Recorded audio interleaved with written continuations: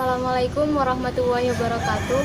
Di sini saya dari kelompok 7 ingin menjelaskan tentang deskripsi film I Know Stupid 2. Deskripsi film I Know Stupid 2. Tom dan Jerry berasal dari keluarga berada. Mereka merupakan kakak beradik yang tidak pernah dihargai oleh orang tuanya, karena orang tuanya lebih mementingkan pekerjaannya. Dan orang tua mereka menuntut agar Tom dan Jerry mendapatkan nilai akademis yang lebih tinggi. Karena terlalu sibuk, mereka hanya berkomunikasi dengan orang tuanya melalui surat yang ditempel di lemari pendingin atau kulkas, dan dibalas oleh orang tuanya melalui surat yang ditempel tersebut. Tom pintar dalam bidang IT. Dia bahkan pernah menjuarai Olimpiade Blogger Nasional dan mendapatkan juara 1. Tetapi hal itu tidak pernah dihargai oleh kedua orang tuanya. Suatu hari, laptop sang ayah terserang virus sehingga laptopnya rusak, padahal keesokannya sang ayah harus presentasi. Kemudian Tom berinisiatif untuk membenarkan laptop itu. Tetapi sang ayah malah mengira bahwa Tom bolos dan yang telah merusak laptop itu adalah Tom. Tetapi Tom telah menjelaskan bahwa dia tidak merusak laptop itu, tapi sang ayah tetap mempertahankan dan bersikukuh bahwa Tomlah yang telah merusak itu. Dan ayahnya tidak mendengarkan penjelasan dari sang anak. Kisah lainnya yaitu teman Tom, yaitu yang bernama Cheng Chai. Ayah Cheng Chai adalah mantan pegulat dan dia menderita cacat di kakinya karena kesalahannya di masa lalu, yaitu sebagai seorang pegulat. Cheng Chai sangat menyukai bela diri, tetapi sang ayah melarangnya karena sang ayah tidak ingin bahwa Cheng Chai akan bernasib sama seperti sang ayah. Cheng Chai dan Tom adalah teman sekelas. Suatu hari di kelas ada penyitaan sebuah handphone, dan Tom ketahuan mendapatkan video porno, sehingga Tom dan Cheng Chai mendapatkan hukuman. Cheng Chai dikeluarkan dari sekolah, sedangkan Tom mendapatkan hukuman dicambuk di depan semua siswa. Akibat hal itu membuat kedua orang tua mereka merasa marah besar terhadap anaknya. Cheng Chai tidak bersekolah lagi, tetapi Tom dan Cheng Chai sering bertemu karena mereka merasa saling kekurangan kasih sayang akibat kedua orang tuanya. Cheng Chai dan Tom akhirnya bergabung dengan sebuah komplotan preman. Di sisi lain, Jerry terpilih sebagai pemeran utama dalam sebuah adegan film di sekolahnya. Saat latihan, Jerry dikerjai oleh teman-temannya, Jerry berhadapan dengan teman perempuannya yang bernama Siosi. Temannya mendorong Jerry sehingga tidak sengaja Siosi dan Jerry berciuman. Akibat hal itu, teman-temannya menertawakan Jerry dan Siosi. Kemudian saat istirahat, Jerry dan Siosi dikerjai lagi oleh teman-temannya dengan tidur bersebelahan, sehingga teman-temannya menertawai mereka. Teman-temannya mengatakan kepada Jerry bahwa sebentar lagi Jerry akan menjadi seorang bapak, sehingga Jerry menjadi bingung. Jerry membayangkan bahwa Siosi akan mempunyai perut yang gendut. Jerry bertanya kepada ibunya melalui sebuah surat yang ditempel di lemari pendingin, dari mana asal bayi. Kemudian sang ibu menjawabnya bahwa Jerry akan mendapatkan pengetahuan itu nanti ketika dia telah dewasa. Setelah itu di sebuah halte, Jerry bertemu dengan seorang perempuan dan perempuan itu sedang hamil. Perempuan itu mengatakan jika perempuan sedang hamil tidak boleh memakan nanas, sehingga Jerry menyuruh Siosi untuk memakan semua nanas. Akibatnya Siosi menjadi sakit perut dan dibawa ke sebuah klinik. Setelah di klinik, akhirnya orang tua Siosi dan Jerry dipanggil oleh dokter untuk menemui kedua anaknya. Sesampainya di rumah, ayah dan ibu Jerry memarahi Jerry. Ayah Jerry mengatakan bahwa ibunya lah yang telah bersalah, tetapi ibunya malah mengatakan bahwa ayahnya lah yang telah bersalah. Akibat perdebatan itu membuat hubungan orang tua Tom dan Jerry menjadi renggang dan tidak bertutur sapa. Tetapi Jerry memikirkan cara untuk menyatukan kembali kedua orang tuanya melalui pesan singkat yang dikirim di masing-masing ponsel kedua orang tuanya, yang akhirnya mereka balikan. Dalam pertunjukan sekolahnya, gurunya minta semua orang tua untuk datang dalam pementasan tersebut. Akibat kesibukan dari kedua orang tuanya, Jerry menulis pesan singkat di sebuah kulkas, di mana pesan singkat itu berbunyi, Apakah kalian mempunyai waktu untuk melihat pertunjukanku? Tetapi kedua orang tuanya malah menghiraukan hal itu. Jerry merasa iri dengan salah satu temannya, di mana temannya berperan sebagai bunga. Padahal Jerry mempunyai pemeran utama dalam pementasan tersebut.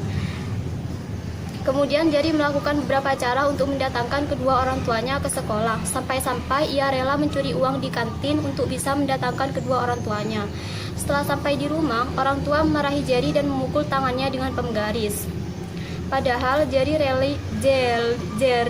rela menjual semua kartu Pokemonnya dan mencuri uang di kantin.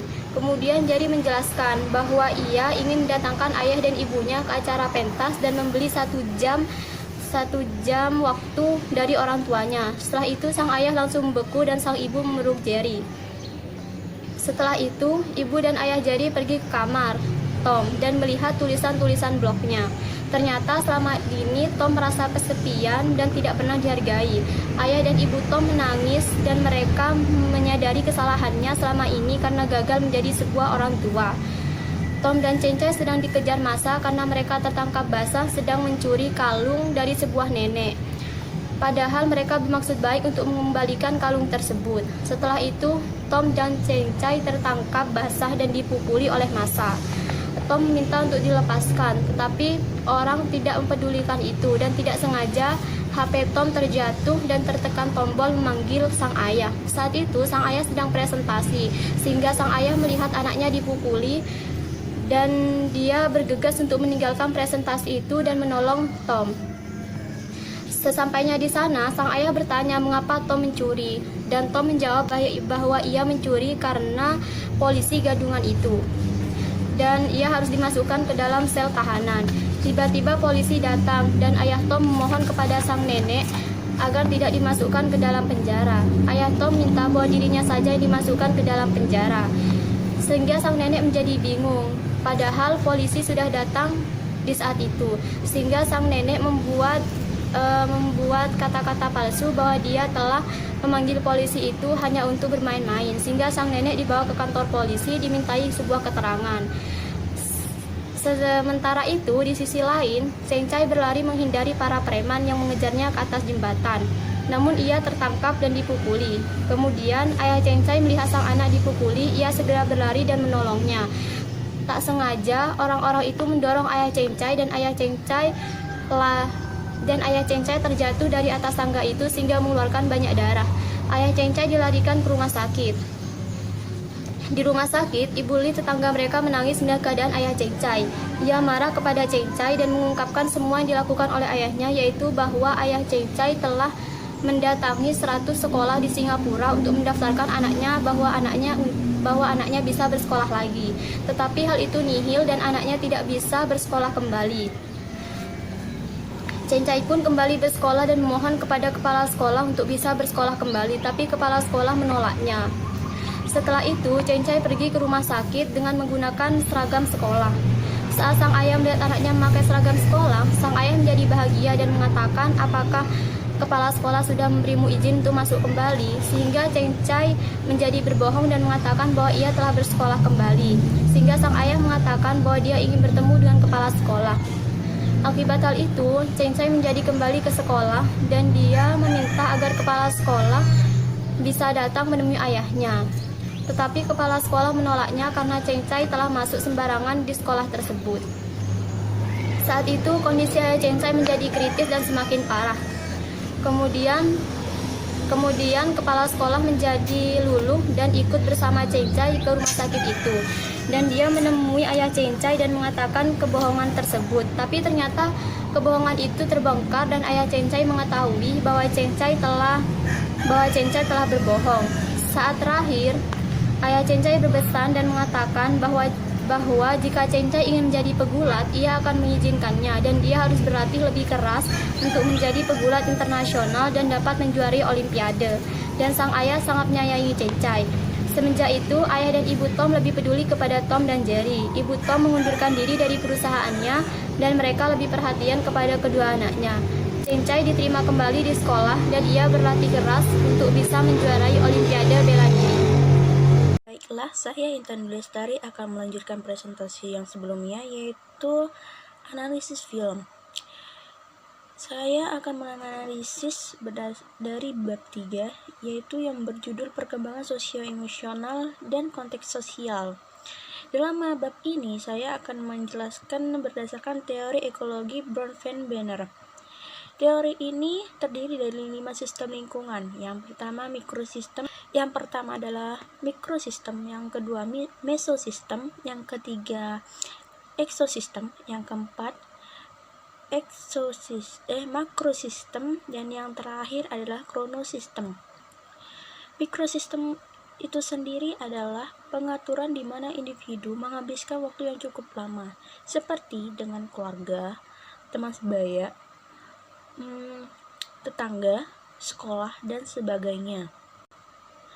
Lalu untuk contoh dalam film ini yaitu hubungan Tom dengan teman sebayanya yaitu Cencai, di mana mereka beranggapan bahwa mereka memiliki masalah yang sama, sehingga mereka beranggapan jika teman sebaya itu adalah dunianya.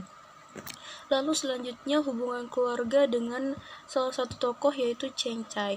Dia dengan keluarganya tidak terlalu akur, dikarenakan setiap hari dia selalu dihadiahi oleh ayahnya dengan pukulan, tamparan, dan sebagainya, sehingga menjadikan Cencai menjadi anak yang kasar.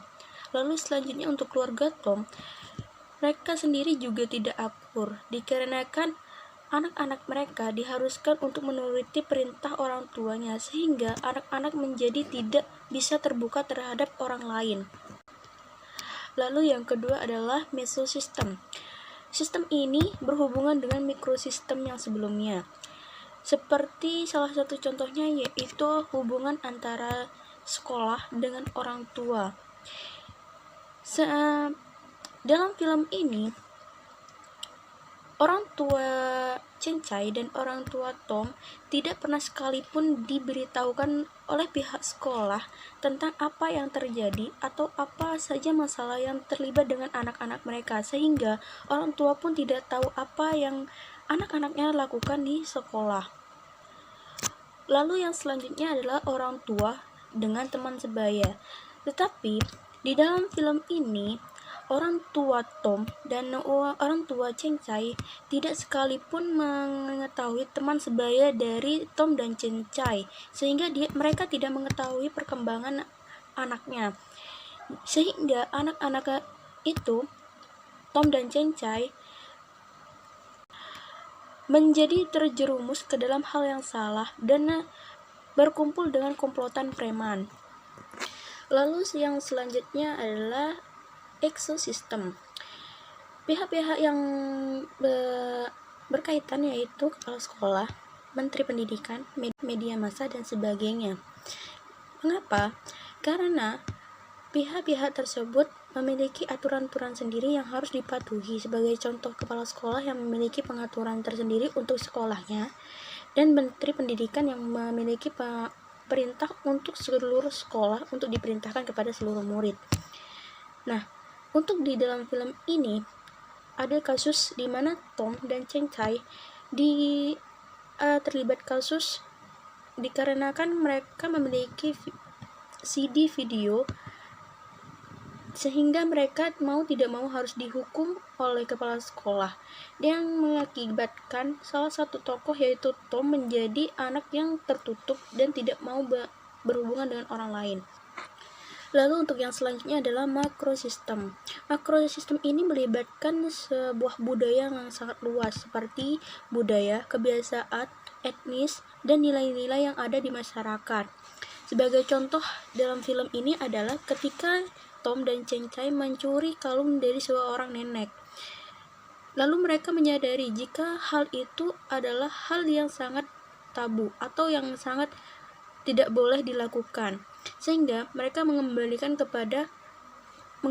kalung tersebut kepada nenek tersebut. Tetapi Dalam sudut pandang masyarakat, mereka tetap saja dianggap salah dikarenakan mereka mencuri, sehingga mereka harus mendapatkan hukuman yang sesuai agar mereka tidak akan mengulanginya kembali. Lalu yang terakhir adalah kronosistem yang meliputi sosiohistoris individu. Sebagai contoh di dalam ini adalah perbedaan zaman antara orang tua dengan anak yang telah beranjak dewasa. Seperti contohnya dalam film di mana Tom menggunakan bahasa gaul kepada ayahnya yang berarti payah, tetapi ayahnya tidak mengerti.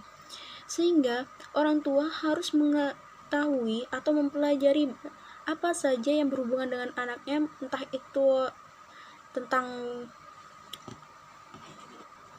pemahaman bahasa yang telah dilakukan oleh anaknya atau melakukan komunikasi lebih lanjut kepada anaknya agar mereka saling memahami.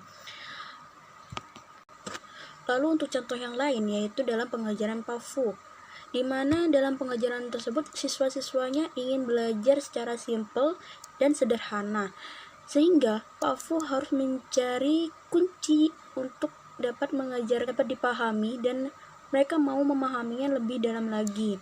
Saya akan menjelaskan bab 4 yang berjudul variasi individual. Untuk teorinya yaitu gaya impulsif dan reflektif. Gaya ini juga disebut sebagai tempo konseptual, di mana kecenderungan siswa untuk bertindak cepat dan impulsif atau mengambil lebih banyak waktu untuk melakukan atau menjawab. Lalu dalam film ini sebagai contoh, ketika Tom menjuarai blogger nasional sehingga menjadi juara internasional. Sebelum Tom menulis apa yang dia inginkan dalam blogernya, dia masih memikirkan apa saja yang akan ia tuangkan ke dalam blogger tersebut, sehingga dia memerlukan beberapa waktu untuk menulisnya. Lalu untuk contoh yang lain yaitu terjadi pada Jerry, di mana dia menanyakan kepada neneknya, pembantunya, ayah atau bapak-bapak yang lewat tentang bagaimana asal-usul bayi. Ketika dia mendapatkan jawaban tersebut, dia tidak langsung mengetahui kalau itu adalah jawabannya, tetapi dia juga menanyakan kepada guru-gurunya. Sehingga ketika dia mendapatkan jawabannya, dia akan merenungkan akan jawaban-jawaban tersebut sehingga dia akan mendapatkan jawaban yang sebenarnya. Lalu yang selanjutnya adalah bab 5, keberagaman sosiokultural. Dalam film ini, sosiokultural sendiri tidak diterapkan dikarenakan kurangnya pemahaman apa itu sosiokultural. Sebagai contohnya dalam kelas PAFU yang diajarkannya, di mana PAFU itu sendiri tidak menerapkan apa itu sosiokultural kepada siswanya, sehingga terdapat perbedaan-perbedaan yang tidak disatukan oleh PAFU. Sebagai contoh, di kelas sebelah, di mana kelas sebelah itu mendapatkan pujian, tetapi di kelas reguler mereka tidak mendapatkan pujian, tetapi hanya makian. Lalu status sosial ekonomi mengacu pada perkembangan orang dengan karakteristik pekerjaan, pendidikan, dan ekonomi serupa. Tetapi dalam film ini, sebagai contoh, Tom yang adalah anak memiliki beberapa seperti orang berada, dia tetap saja berteman dengan orang seperti Cheng-Chai yang tidak berada. Lalu yang selanjutnya yaitu bab 6, pelajar yang dengan judul pelajar yang luar biasa. Dalam bab 6 ini saya akan menjelaskan anak dengan keterbatasan, yaitu gangguan emosi dan perilaku. Kebanyakan anak memiliki masalah emosional selama masa sekolah. Gangguan emosi dan perilaku adalah sesuatu yang serius, melibatkan masalah hubungan yang dengan kuat, agresi depresi, kekhawatiran terkait dengan hal-hal pribadi, atau sekolah, serta karakteristik sosio-emosional lainnya. Lalu di dalam film anak dengan keterbatasan, yaitu gangguan emosi dan perilaku. Kebanyakan anak memiliki masalah emosional selama masa sekolah. Gangguan emosi dan perilaku adalah sesuatu yang serius, melibatkan masalah hubungan yang dengan kuat, agresi, depresi, kekhawatiran terkait dengan hal-hal pribadi atau sekolah, serta karakteristik sosio-emosional lainnya. Lalu di dalam film ini yaitu ketika Cheng-Chai yang telah mengerjakan tugasnya oleh Pak Fu dianggap tidak mengerjakan tugasnya dikarenakan tulisannya yang jelek dan tidak dapat dibaca, sehingga Cheng-Chai mendorong meja dan berakhir pertengkaran antara Cheng-Chai dengan Pak Fu.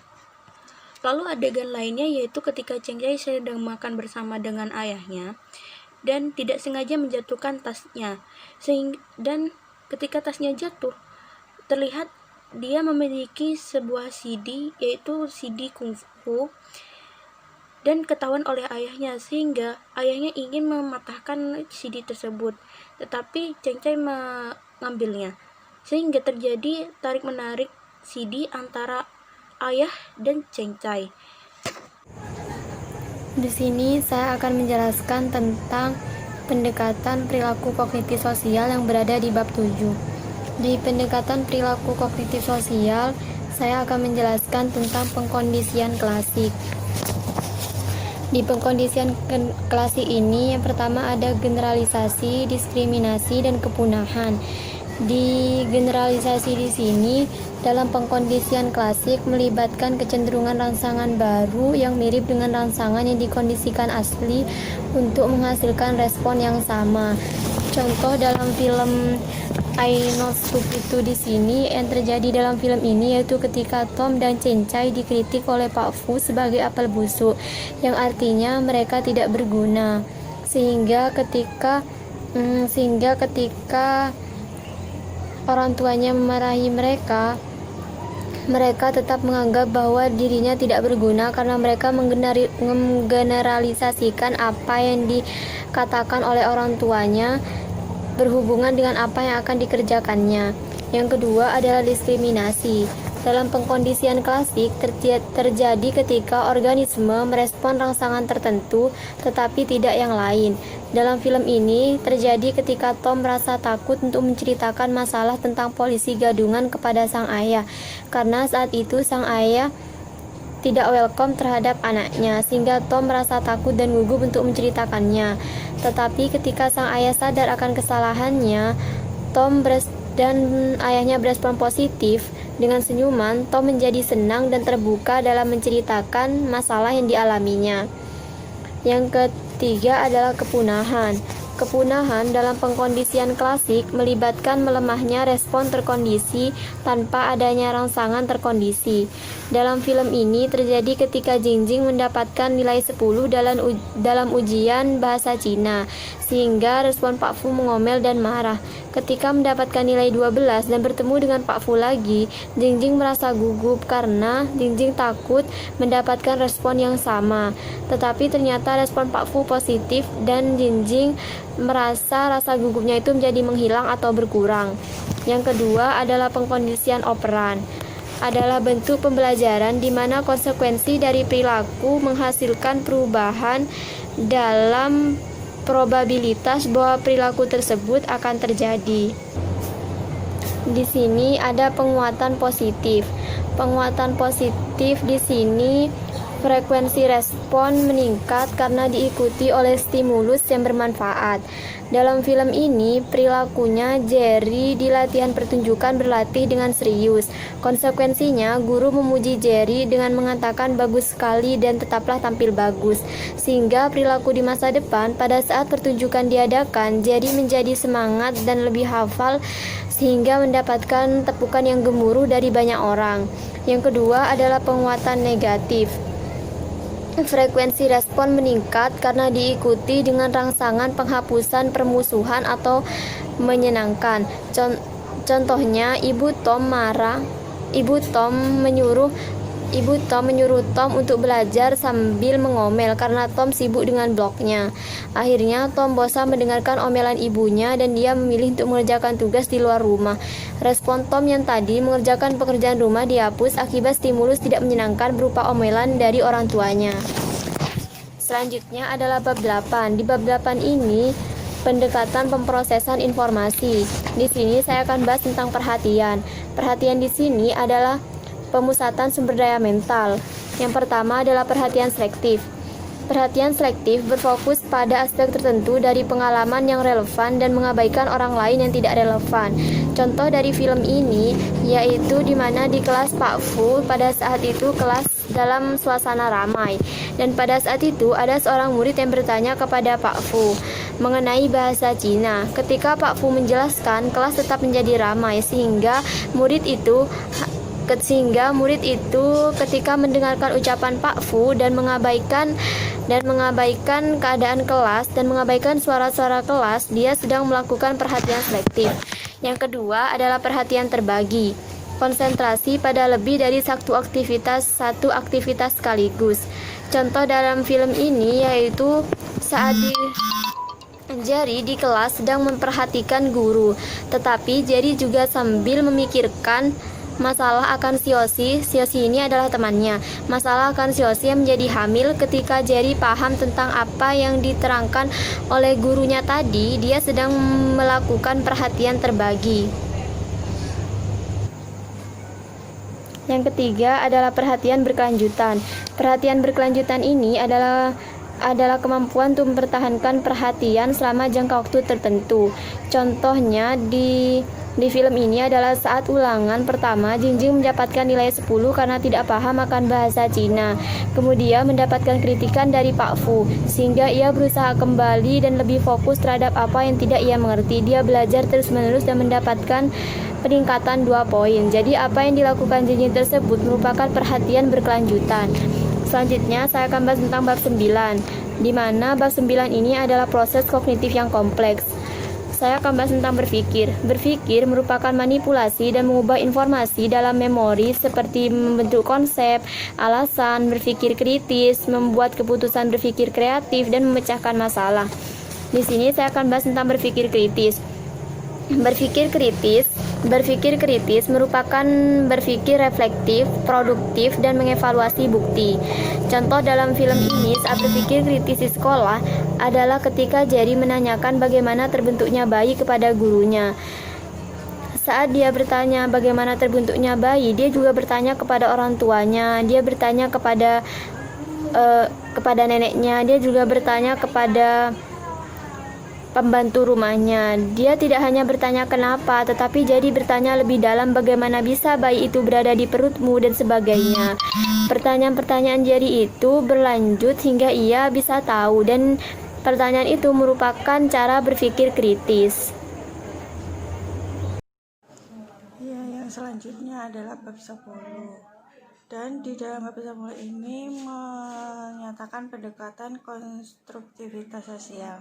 Pendekatan konstruktivitas ini berasal dari 2 tokoh. Yang pertama itu adalah tokoh Vygotsky, menekankan bahwa guru harus menciptakan banyak kesempatan bagi siswa untuk belajar dengan membentuk pengetahuan bersama guru dan rekan sebayanya. Dan dalam film ini dimana di kelas Pak Fu sudah menerapkan tentang konsep Vygotsky, yaitu saat menerangkan tentang bahasa Cina, Pak Fu memberikan sebuah kamus yang harus dipelajari oleh murid-muridnya. Ketika tidak paham, Pak Fu menjelaskan dan memotivasi siswa untuk menjawab dari pertanyaan Pak Fu dengan melibatkan rekan murid-murid yang ada di kelas. Yang kedua adalah Piaget, menekankan bahwa guru harus memberikan dukungan bagi siswa untuk mengeksplorasi dan mengembangkan pemahaman. Dalam film ini terlihat saat kelas unggulan yang diajari oleh guru lain diberikan dukungan dan motivasi ketika mereka bisa memajukan nilainya dari yang didapat sebelumnya. Contoh lainnya yaitu ketika Jingjing mendapatkan nilai 12 di ujian kedua bahasa Cinanya. Pak Fu memberikan motivasi dan dukungan kepada Jingjing dengan mengatakan, teruslah belajar dan bagus. Hal yang dilakukan oleh contoh pertama dan kedua sesuai dengan penerapan Piaget, yaitu guru harus memberikan dukungan bagi siswa dalam mengembangkan pemahaman. Yang selanjutnya adalah program konstruktivitas sosial. Yang pertama adalah dewasa menjadi panutan. Contoh dalam film ini adalah Chengcai dibesarkan dengan pukulan, omelan, teriakan, dan orang tuanya, yang mana seharusnya orang tua menjadi panutan yang baik untuk Chengcai. Akibat hal itu, Chengcai menjadi mudah marah dan emosinya tidak terkendali ketika ada yang memancing untuk membuatnya marah.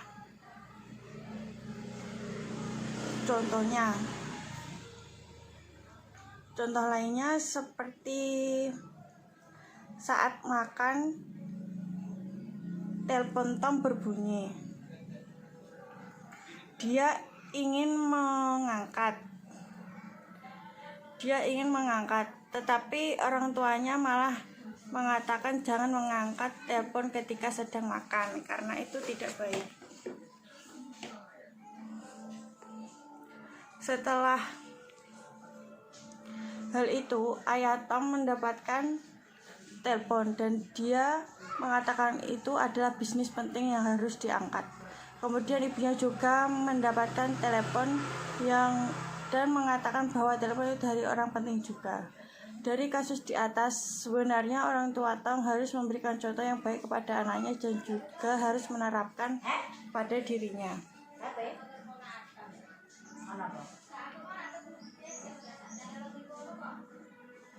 Yang selanjutnya adalah perencanaan instruksi dan teknologi. Strategi instruksional berpusat pada guru. Yang pertama adalah mempertanyakan dan membahas. Hal ini dibutuhkan tetapi menantang dalam mengintegrasikan pertanyaan dan diskusi pada instruksi berpusat pada guru. Guru harus menanggapi kebutuhan belajar siswa dengan tetap menjaga kepentingan dan perhatian kelompok.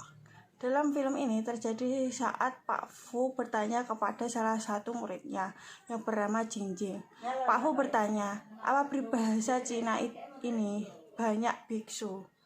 Karena jawaban dari Jingjing salah, sehingga Pak Fu membahas tentang pelajaran pada saat itu dan jawaban yang benar.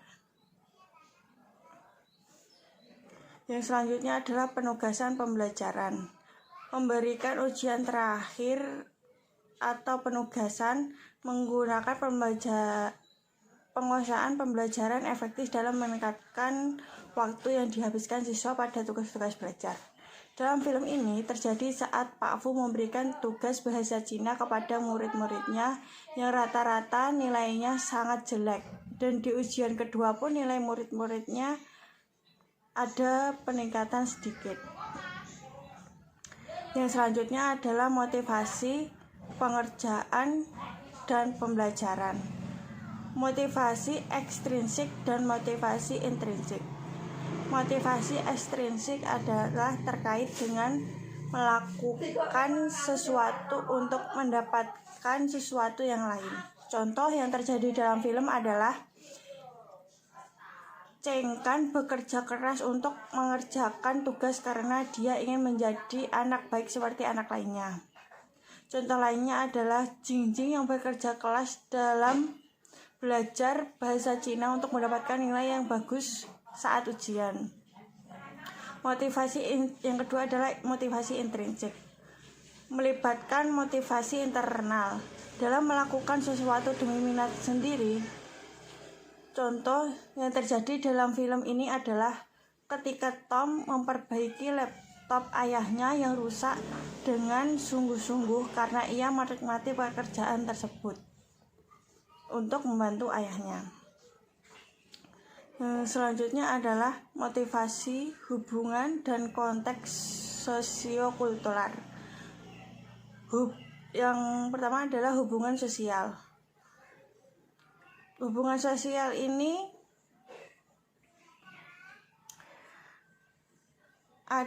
ada karakteristik demografi. Hidup dalam keluarga orang tua tunggal terjadi pada Cheng-Chai, di mana dia hanya diasuh oleh seorang ayah. Dengan didikan yang keras tanpa adanya figur seorang ibu, dengan adanya hal ini membuat motivasi belajar Cheng-Chai kurang mendapatkan perhatian khusus dari orang tuanya. Hal lainnya kepada Tom dan Jerry, di mana kedua orang tuanya sangat sibuk untuk bekerja dan bahkan untuk berkomunikasi hanya melalui surat yang ditempel di kulkas. Kesibukan dari kedua orang tuanya membuat Tom dan Jerry kurang mendapatkan motivasi. Dukungan dari orang tua mereka pun yang kadangkala Tom terjerumus pada pergaulan yang salah. Yang selanjutnya ada rekan sebaya. Rekan sebaya dapat memengaruhi motivasi siswa dengan berbagai cara. Dalam film ini, teman preman dari Tom memuji karya blogger yang dimilikinya sehingga Tom menjadi semangat dalam menulis karya blognya. Hal lainnya juga di mana saat Cheng-Chai dan Tom mendapatkan teman baru, seorang preman, dan mereka menyuruh Tom Cheng-Chai untuk mencuri di sebuah toko. Karena pergaulan yang salah inilah membuat Tom dan Cheng-Chai terjerat kasus hukum. Nah, selanjutnya adalah guru. Guru berpengaruh dalam prestasi belajar siswa. Contohnya yang terjadi dalam film ini adalah Pak Fu mengatakan bahwa kelas mereka adalah kelas yang tidak bisa apa-apa. Dari perkataan itulah membuat motivasi setiap siswa menjadi menurun. Contoh yang kedua adalah saat Jing-Jing di ujian pertama mendapatkan nilai 10, sehingga membuat Pak Fu menjadi marah, tetapi di ujian kedua mendapatkan peningkatan yang membuat Pak Fu memujinya. Sehingga akibat hal tersebut membuat motivasi Jing-Jing dalam belajar bahasa Cina menjadi meningkat. Yang selanjutnya adalah mengelola kelas. Yang pertama adalah merancang lingkungan fisik kelas. Merancang lingkungan fisik kelas ini termasuk gaya pengaturan kelas standar. Dalam film ini menggunakan gaya auditorium, di mana siswa menghadap ke depan semua dan perhatian juga tertuju ke depan. Kemudian dalam film ini terlihat saat Pak Fu memberikan materi tentang bahasa Cina di kelas, dan juga dalam kelas Jerry juga menerapkan sistem yang sama. Yang selanjutnya adalah menciptakan lingkungan positif untuk belajar. Yang pertama adalah strategi umum, manajemen kelas yang otoritarian. Gaya ini bersifat ketat dan menghukum. Dalam film ini terjadi di sekolah di mana dalam kelas Pak Fu siswa yang tidak mengerjakan tugas diberikan hukuman untuk keluar kelas. Yang selanjutnya adalah berurusan dengan masalah perilaku. Yang pertama adalah intervensi kecil. Beberapa masalah hanya butuh sedikit intervensi. Masalah-masalah ini melibatkan perilaku yang jika jarang biasanya tidak mengganggu aktivitas dan pembelajaran di kelas. Contoh dalam film ini adalah saat hasil karya tugas Cheng-Chai tidak dihargai sehingga Tom membelanya dan Pak Fu menyuruh Cheng-Chai dan Tom untuk keluar kelas. Tetapi malah anak-anak lainnya juga ikut keluar kelas tanpa izin dari Pak Fu. Yang selanjutnya adalah berurusan dengan agresi. Lingkungan agresi dan kekerasan sekolah. Contoh dalam film ini adalah ketika Cheng-Chai melawan Pak Fu dengan adu mulut karena Pak Fu tidak menghargai tugas yang dibuat oleh Cheng-Chai. Yang selanjutnya adalah perkelahian. Contoh dalam film ini adalah ketika Tom dan Cheng-Chai ketahuan memiliki video porno yang membuat Pak Fu marah dan menghukum mereka. Tetapi Cheng-Chai tidak terima akan akibat hal yang dilakukan oleh Pak Fu, yang membuat Tom melerai bahkan sampai memukul Pak Fu. Contoh lainnya yang terjadi saat Tom tidak sengaja membentur preman sehingga minuman sang preman jatuh, yang membuat sang preman ingin memukul Tom karena Tom tidak meminta maaf, tetapi akhirnya Tom dapat diselamatkan oleh Cheng-Chai. Yang kedua adalah penindasan, yaitu bullying. Dalam film ini terjadi saat Tom mendapatkan hukuman cambuk di depan umum atas kesalahan yang ia lakukan. Saat berdiri sekolah, teman-temannya membuli Tom dengan mempraktekkan adegan cambuk itu di hadap Tom. Tetapi Tom tidak marah akan hal itu dan dia tidak menghiraukan apa yang dilakukan oleh teman-temannya tersebut. Terima kasih. Cukup sekian presentasi video tentang review film dari kelompok kami. Bila ada salah kata, mohon dimaafkan. Billahi taufiq wal hidayah. Wassalamualaikum warahmatullahi wabarakatuh.